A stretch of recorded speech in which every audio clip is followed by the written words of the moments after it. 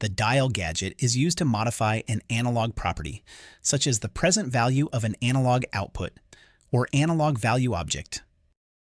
To modify the value, just click and drag the mouse in a circular motion until the desired value is displayed. The change may be canceled by pressing Escape or moving the mouse outside the bounds of the gadget. The dial has quite a few settings, but most of them are cosmetic and can usually be left at the defaults. It has several standard tabs, but in most cases, you would only need to change the scale of the dial to your desired values. The major steps setting may also need changed, so the scale numbers increment by 5 or 10 each step.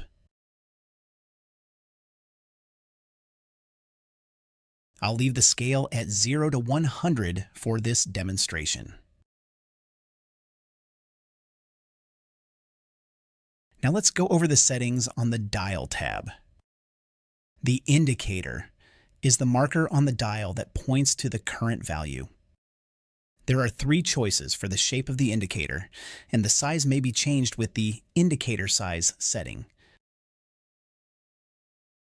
The round to nearest setting controls the increment used when the user changes the value. Notice that the value now changes by 1 instead of 0.5. Making this setting too small can make it difficult to select the exact value you want. I'll leave this at 0.5 for now. We'll come back to the range colors in a moment. Let's skip over to the dial size.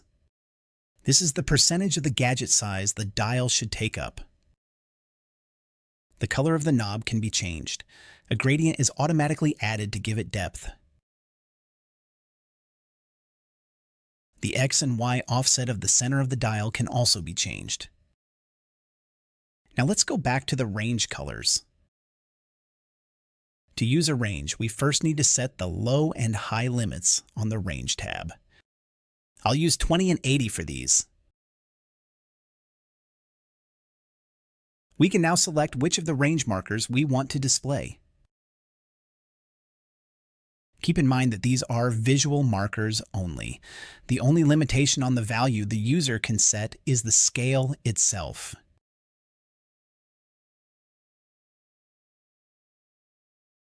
Now let's move over to the Scale tab. The starting and ending angles define the usable arc of the dial. 0 degrees is to the right, with the numbers getting larger as you move clockwise. So this would be 45 degrees, 90 degrees, 135, 180, and so on. If we change the starting angle to 180, now the arc goes from 180 past 0 and back to 45.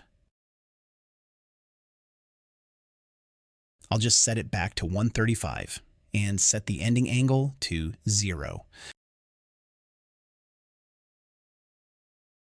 Any angles up to 359 may be used for both angles, but the scale will always go in a clockwise direction.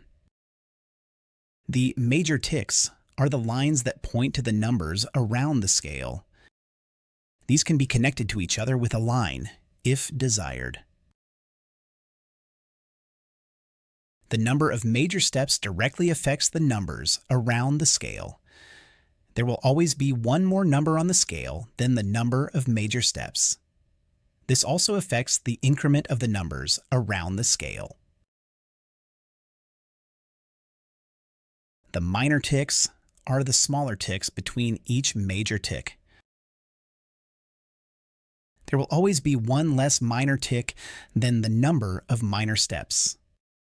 The color of both major and minor ticks can be changed, but be careful not to use colors that may clash with the user's chosen theme.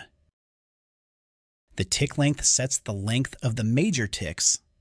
The minor ticks are always half of this length. The decimal places setting changes the way the scale numbers are displayed. In most cases, this should be left at 0, since it can make the dial look crowded and makes the knob smaller. The font size can be changed to alleviate this somewhat.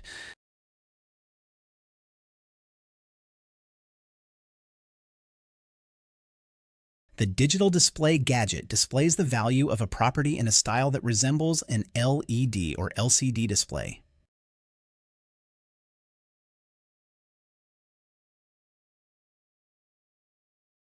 It has only a handful of settings other than the standard Range, Background, Label, and Options tabs.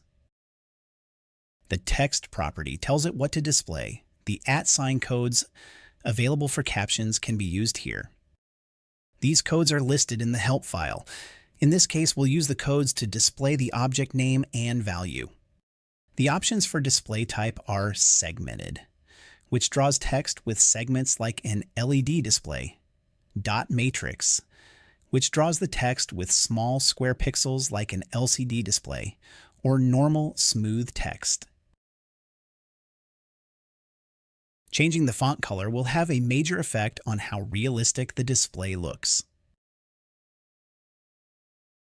Here, I will set it up to resemble a red segmented LED display. I'll need to change the background color to a solid black.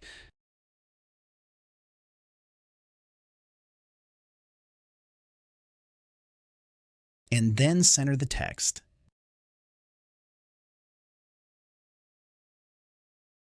We can also add a glow effect to give the appearance of giving off light.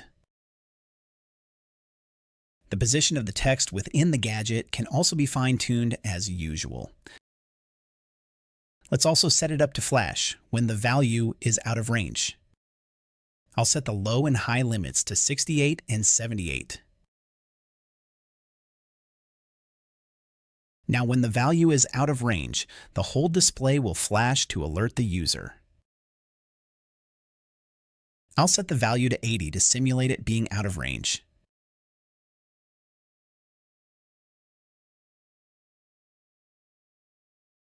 Several default styles of the digital display are available to choose from. Let's take a look at some of them.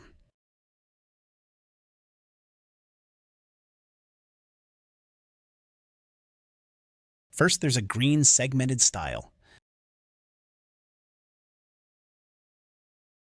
Then a dark blue LCD style. And finally, I'll add the older amber vacuum fluorescent display style.